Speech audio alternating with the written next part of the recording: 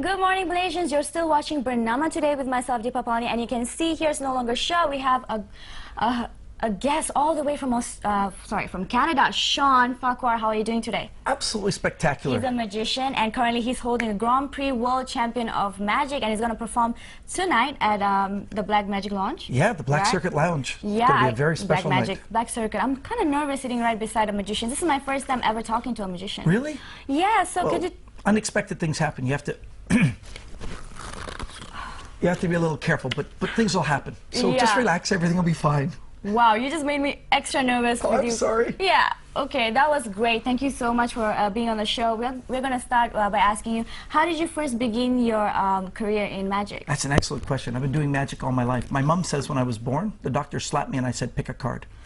No, right. My father was a magician. So you didn't cry when you were born? No, I was doing card tricks. My father was perfect. a magician, my grandfather, and my great-grandfather. So it's 4 generations of sharing my secrets. Right. So who was your inspiration for magic? Do you have any inspiration? Oh yeah, my father first and foremost. He was a brilliant magician. Yeah. And then there's magicians that people have probably seen on television, like, you know, Doug Henning and David Copperfield. Right. But there's other ones you haven't heard of, like Carl Hemian was a brilliant magician in Canada who drove a bus for a living, but he performed for the Emperor of Japan and Prince Rainier.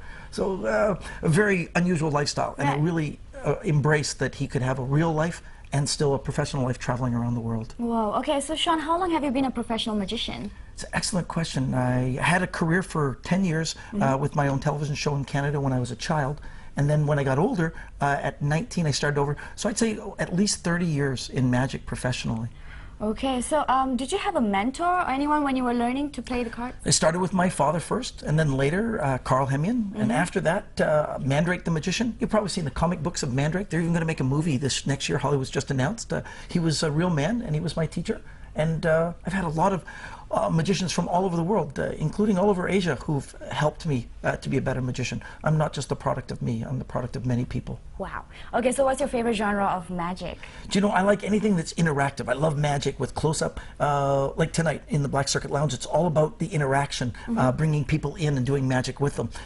Instead of just me presenting like to a theater where you stand there, I'd rather stuff where they get to come up. Like tonight, it's like this big VIP event, so there'll be all these people mingling around, and I'll bring people together who maybe haven't met each other by doing a magic trick for them and bring them in and bring them together to experience something that happens in their own hands. Because I think magic, when it happens in your hands, so much cooler than you just watching it. So which do you prefer, stage magic or doing close-up magic? Close-up now. You like close-up? Yeah. I still think stage is great, and I do some, but close-up for me, it's different because it's right there in your hands. Yeah. I mean, it happens, and you interact with the people. Yeah, you're interacting with it. It's live. All right. So you have a special technique, right, called sleight of hand? Is that true? Sleight of hand. People say I'm a master of it, but you know, I think that I'm good, probably one of the best, but I'm not a master of anything. I'm sure you are. No, You're I'm a such a student. modest. I'm still learning. I think it's important to learn.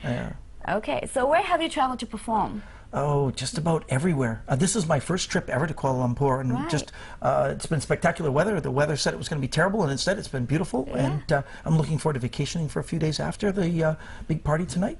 But I've been everywhere, Russia to China, all across Europe, Paris, Canada, Middle East. I've just about been everywhere. Any favorite cities? You know, none that comes on the top of your head. I don't pick that way because it depends if you like art or if you like recreation. Like for art, you have to go to Paris, but for the nightlife, you want to go to Tokyo. You know, everything has its own thing. It just depends on what you're looking for in a city. Right. And now I want to find out what Kuala Lumpur has to offer. So, what do you consider the most defining moment of your career? Like any 2009. special memories? In 2009 in Beijing, China, at the Olympic Gardens, I was presented the Grand Prix World Champion of Magic, and I hold the title for 3 years. It'll be finished this summer when a new champion is crowned in Blackpool, and I won't compete again. But it's given me such an opportunity. I mean, look at this. I'm in Kuala Lumpur. I'm privileged to be part of this Black Circuit Lounge because I won the World Champion. I even got to go on the Ellen DeGeneres show and meet Penn and Teller and open in Las Vegas for them, all because I won this championship. So, yeah, I think that's a big moment. Great. Do you still get nervous before every show? Every show, and that means I care. My mentor used to have a great saying. He said, "It's okay to have butterflies in your stomach. Yeah. You just have to learn to teach them to fly in formation." Yeah, that is such a It's cool, great huh? advice. It is quite cool. So, how many times do you practice in a day? Do you have a routine, or you just go when you feel like it? I'm always doing magic. I do it at the drop. I love magic, so I do it at the drop of the hat. Last night, checking into the hotel, and I was doing magic for the bus people and you know, the security guard. I probably practice about 4 to 5 hours a day. Oh, that's great practice. Every day. Yeah. And I try to find new audiences, and when I can't, I practice for myself. I find myself quite amusing at times. Now, speaking as a professional magician, where do you think the art of magic is heading to? I think there's good times ahead. Right now, we've just kind of gone through sort of like the golden era again, and it's heading towards internet-based sort of stuff. And I'm hoping that it'll turn back to live events that take place here in Kuala Lumpur. They have big magic events. They have some great producers putting out some great magic. I like that magic can stay live, but it seems to be going towards television and towards the internet. I'm hoping it'll stay live. It will stay alive, yeah, with the whole advance of the internet and technology. I'm sure that. But don't you think it would kill the art of magic when you see it online instead of the real show, the real performance? Do you know, when you see it on YouTube, you can click the button over and over again and repeat the same spot until you have an idea. But do you really want to have an idea? I think what's great about magic is when you stop thinking about how it works and just how beautiful a feeling it is. The moment I see somebody's eyes light up when I do a magic trick, it's special. Right. It makes you feel like a VIP.